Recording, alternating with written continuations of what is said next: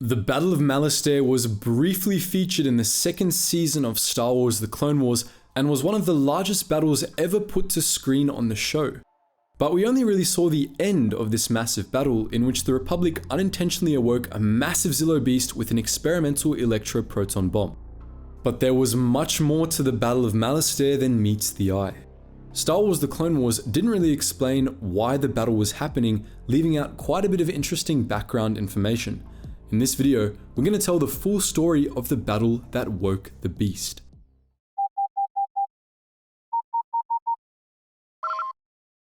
Attention, Sergeant on deck! A relatively hot world of jungles, deserts, and methane lakes, Malastare was located in the Mid-Rim's Dustig sector on the Hydian Way.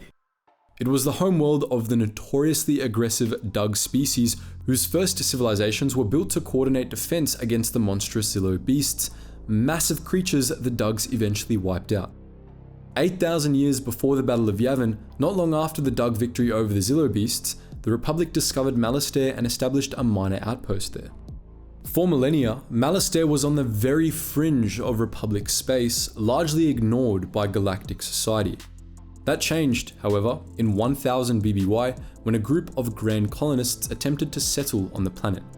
At the time, the Republic was nearing the end of a century-long Dark Age in which most of the galaxy had been left to fend for itself. During the Dark Age, the Gran of Kinyan began to branch out and colonize other worlds. On Malastare, they found the planet already inhabited by an advanced native species, but one contingent of Gran chose to settle the planet anyway. As you can imagine, the Dugs weren't terribly happy about this. First contact between the Gran and the Dugs ended in blood, and an all-out war soon began on Malastare, with the Gran refusing to leave and the Dugs refusing to let an alien species lay claim to their planet. The Dug-Gran War was still in progress when the Republic began to rebuild under the Ruusan reformations. During that early period, the Gran of Kinyan was instrumental in helping the Republic reintegrate the Western Reaches. Thus, when the Gran colonists on Malastare requested assistance against the Dugs, the Republic intervened on their behalf. The colonists successfully subjugated the Dug and established the Gran Protectorate, which the Republic recognized as the legitimate government of Malastare. The Dugs didn't fare well under this arrangement. Not only had they lost the war and been denied rule over their homeworld, but they were also forcibly demilitarized and banned from holding political power by the Gran ruling class.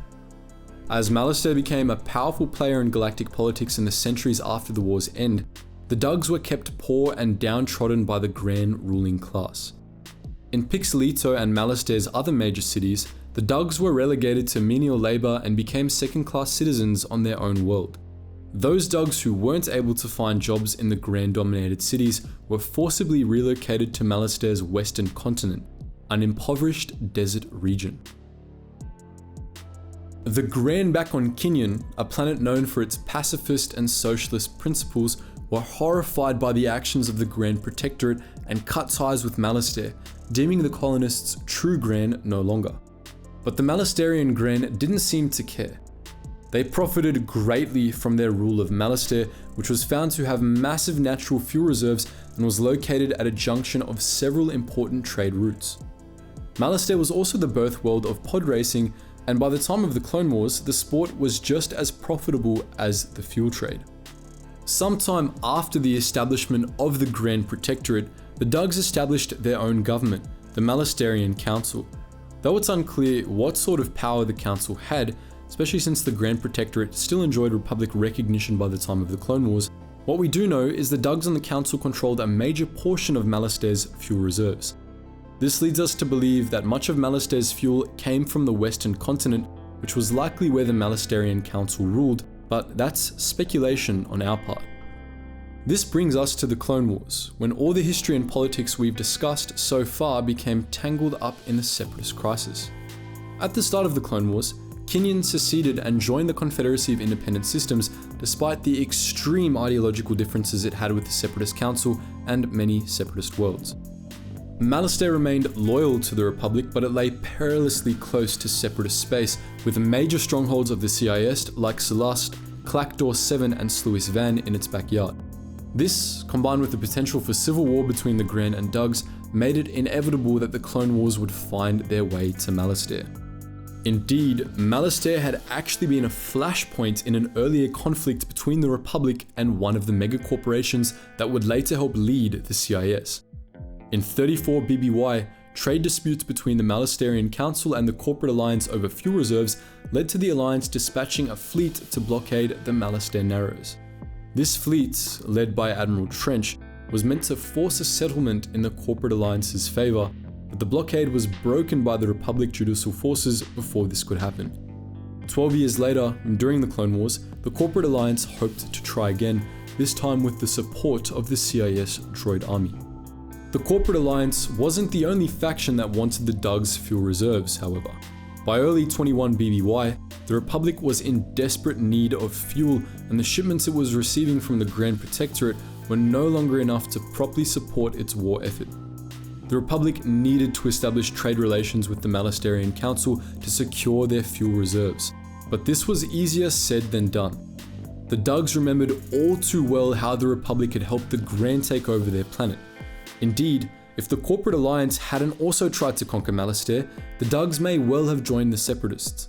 The Republic needed to demonstrate good faith to the Dugs in order to get a hold of their fuel.